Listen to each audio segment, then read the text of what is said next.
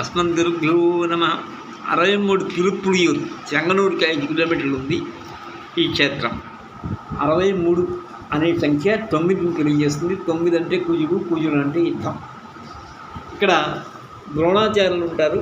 ఆ ద్రోణాచార్యులు అస్త్ర విద్యలన్నీ కూడా నేర్చుకుంటారు, అందరికీ చెప్తారు. కానీ దుష్టులతో సహవాసం చేసి అక్కడ జననాశనానికి కారణం అవుతాడు. అందుకని ఆ ద్రోణుని సంహరించవలసి వస్తుంది. ఆ సంహరించడం జరిగింది.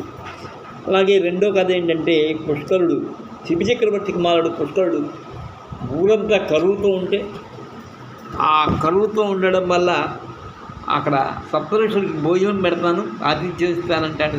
భోజనం ఎందుకయ్యా, కరువుంతా తీర్చాలి కదా, దేశాన్ని చూడాలి, అంతేకాని మాకు భోజనం పెట్టి మేము భోజనం చేస్తే నీ దగ్గర భోజనం చేస్తే కుదరదులాగా అని చెప్తారు.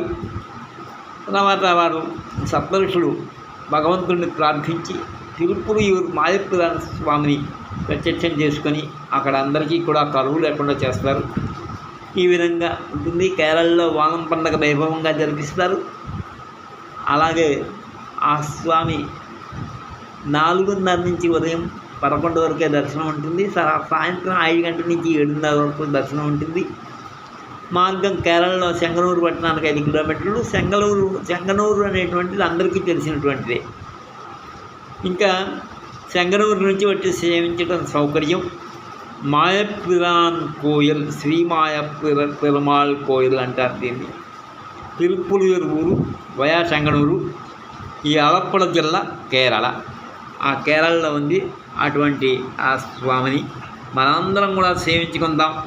సేవించుకున్నట్లయితే మనకి ఆ విధమైనటువంటి యుద్ధాలు లేకుండా నివారించడానికి, అలాగే సర్వశాంతి, కరువులు లేకుండా నివారించడానికి ఆ తిరుప్పులియూరు మాయపురాన్, శ్రీ మాయపురాన్ స్వామిని సేవిద్దాం. స్వస్తి.